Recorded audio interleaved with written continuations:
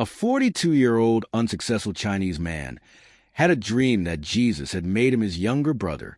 If a psychopath doesn't look crazy, how many sages can he make crazy? There was a time when 7 million people worshipped him.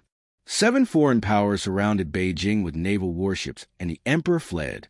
The Europeans looted and blew up Yuan Mingyuan, the preserver of 7,000 years of Chinese history. Why? A patriotic Chinese offered to buy a rat and a rabbit for $40 million, but later flatly declined. Why? Modern China rebuilt everything, but a part of the palace was deliberately left in ruins.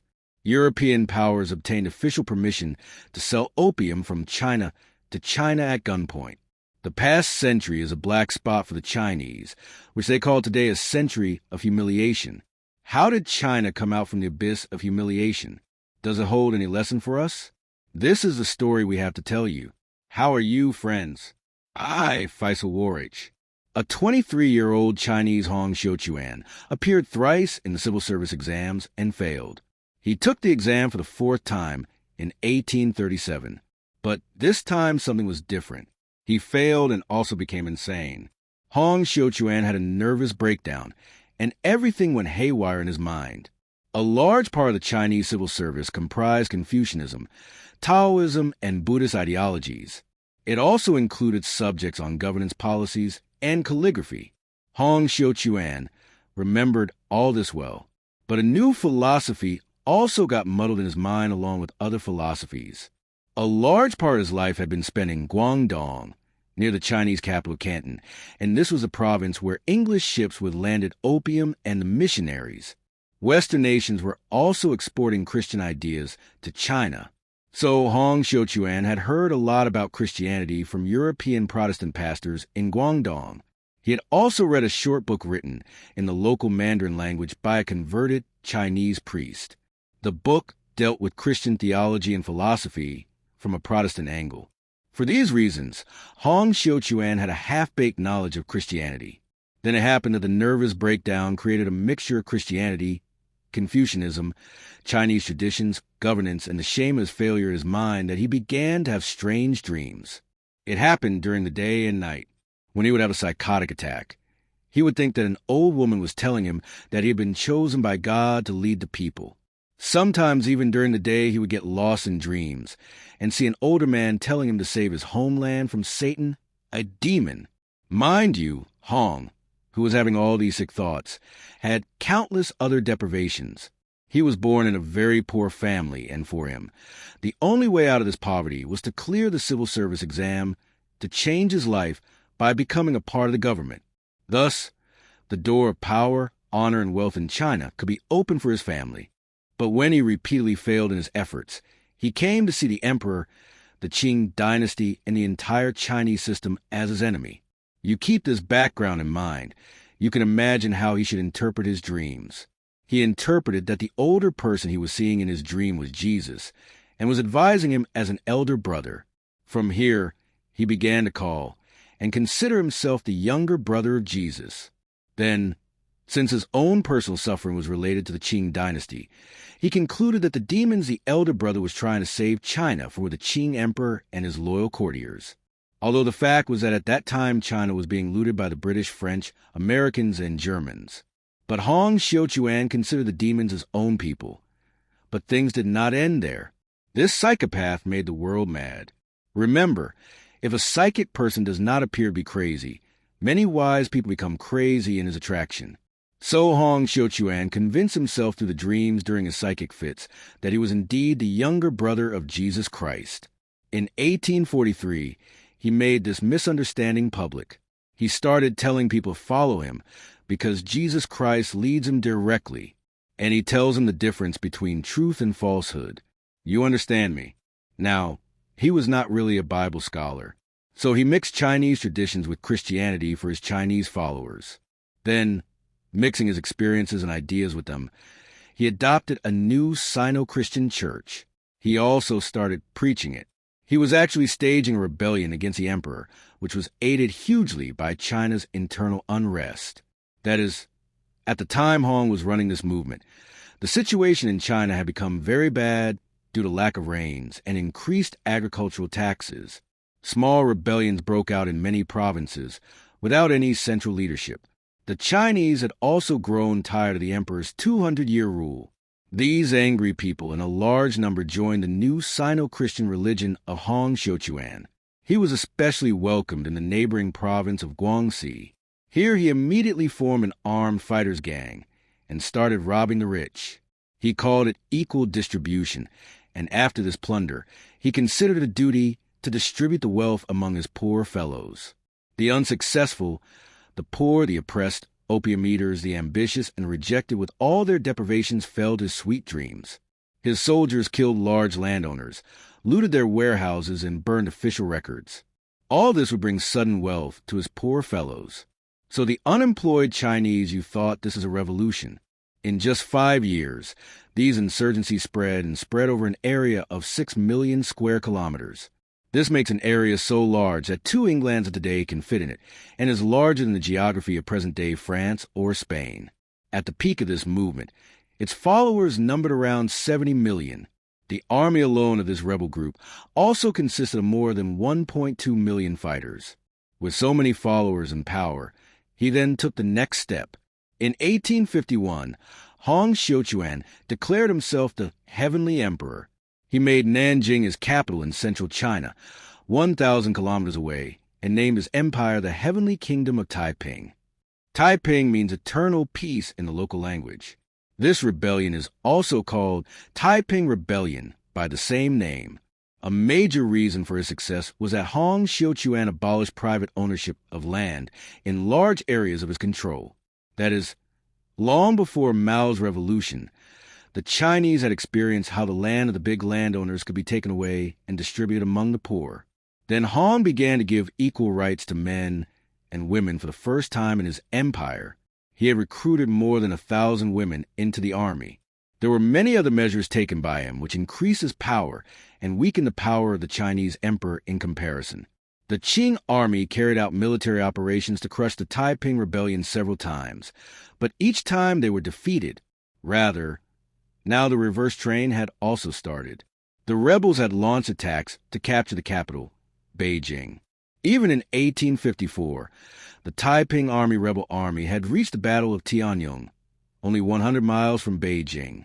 It meant that instead of ending the Taiping rebellion, the very existence of the Ming Dynasty had become a flickering lamp.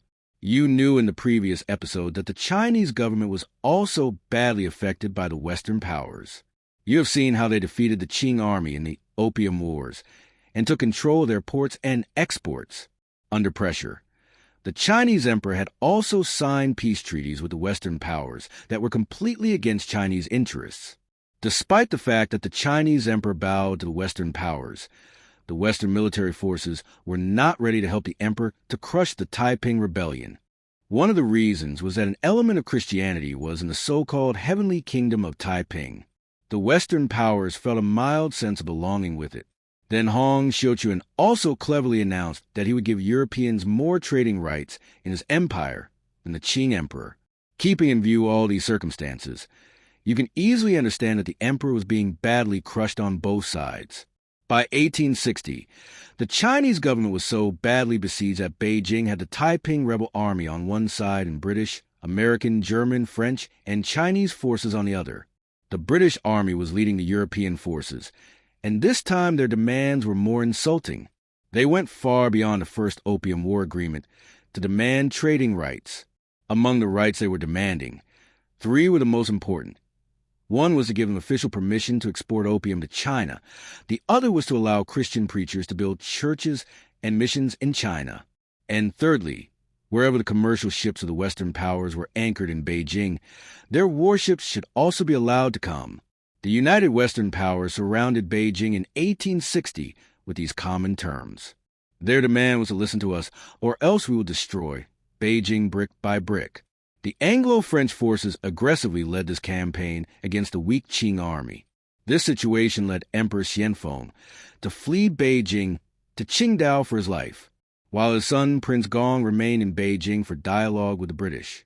The British and French forces sent some of their diplomats, businessmen, military commanders, and a journalist to negotiate.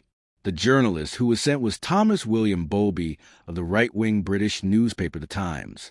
This delegation of foreigners visited Beijing several times, but its members flatly refused to obey the traditions of the imperial court. They were neither willing to bow down in the court, nor did they care for the decorum practiced in the royal court for centuries. Then these people used to roam around the city like spies. Remember, at that time a rebellion against the Qing emperor was in full swing in central China. So the Chinese authorities viewed every move of the members of the Western delegation with suspicion. They doubted the Europeans deceiving them or clandestinely helping the rebels, that under the cloak of dialogue, they would come here to spy for the Taiping rebels. This was not the case, but a mistake was also made by the Chinese. Chinese guards at one point arrested some soldiers of the Anglo-French delegation on suspicion of espionage. To extract alleged secrets from them, they were subjected to the same torture as enemy spies were subjected to in China. But here was a little problem. That is, not all those arrested were soldiers. Among them was Thomas William of the Times. The 42-year-old journalist could not withstand the interrogation and was soon killed. Anglo-French forces and European media used this tragic incident to threaten the Chinese with the worst possible outcome. Then they planned to hurt China in such a way that its wound has not been healed till date. It was another bittersweet occasion of the Chinese century of humiliation that is felt even today. There was a grand old summer palace, Yuanmingyuan, near Beijing, a center of Chinese culture, history, and the Ming and Qing dynasties. 200 palaces, gardens, ancient libraries, and museums were built in this one place amidst several colorful lakes. This was so spacious to accommodate 35 grounds, including pavilions and shopping, of the size of today's Gaddafi or Mumbai cricket stadium. It had several parts.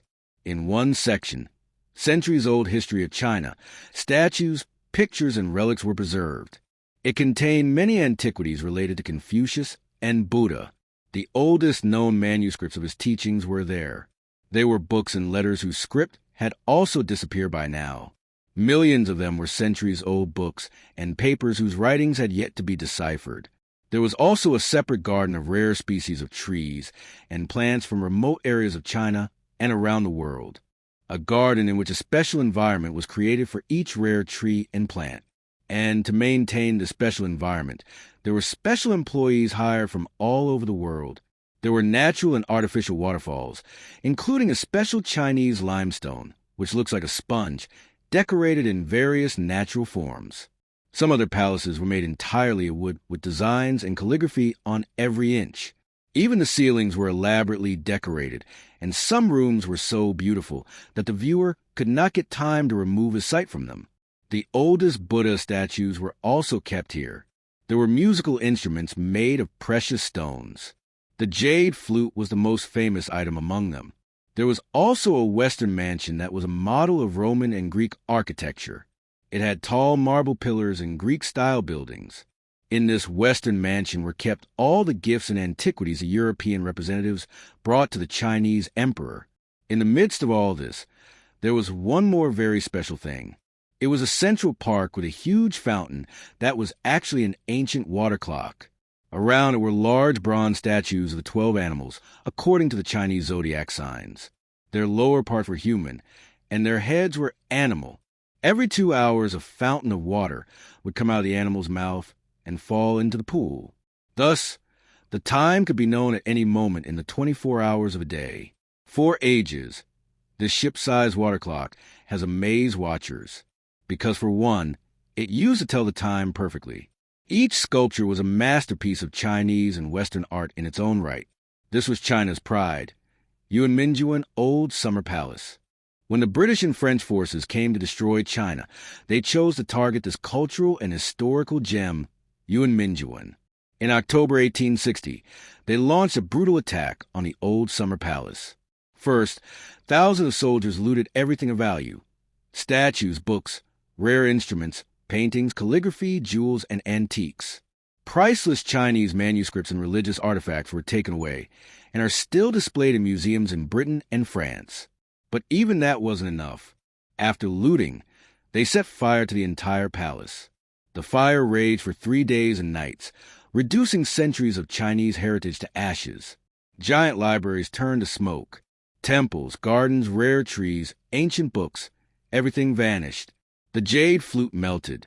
The water clock was dismantled, and the 12 bronze zodiac statues were stolen and smuggled to Europe. Only 3 of them have ever returned to China. This horrifying act was not just destruction. It was humiliation, a direct attack on the soul and pride of the Chinese civilization. Even today, Chinese children grow up learning about this terrible loss, and museums across China show pictures of what was lost. The old summer palace became a symbol of China's century of humiliation.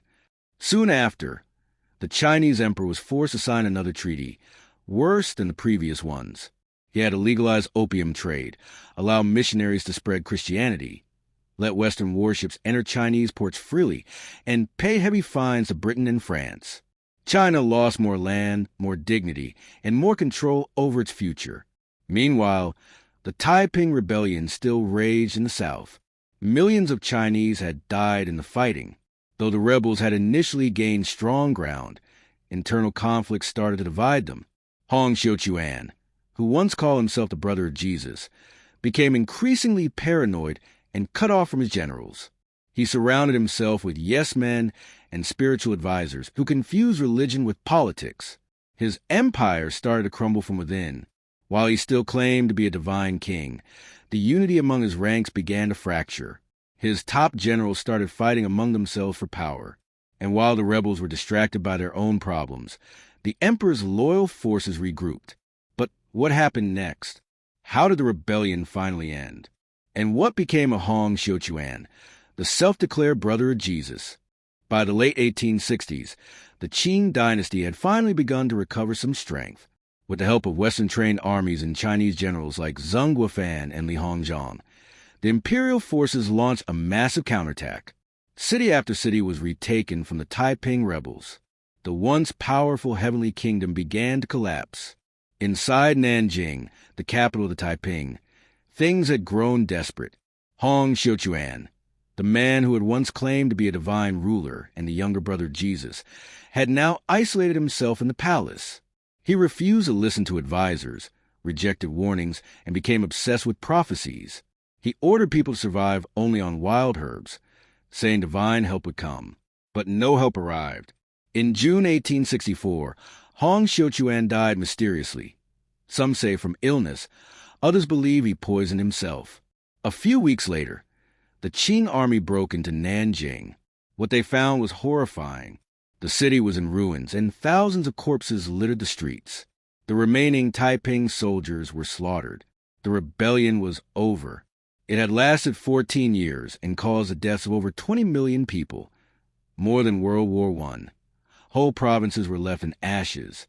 China was weakened beyond imagination, and while the Qing dynasty survived, it never fully recovered. It became a puppet in the hands of Western powers and would eventually fall by the early 20th century. Even today, the Taiping Rebellion remains one of the bloodiest civil wars in human history, born from visions, religion, and rebellion. The story of Hong Xiuquan is remembered as a strange, tragic warning of how one man's belief can shake a nation to its core.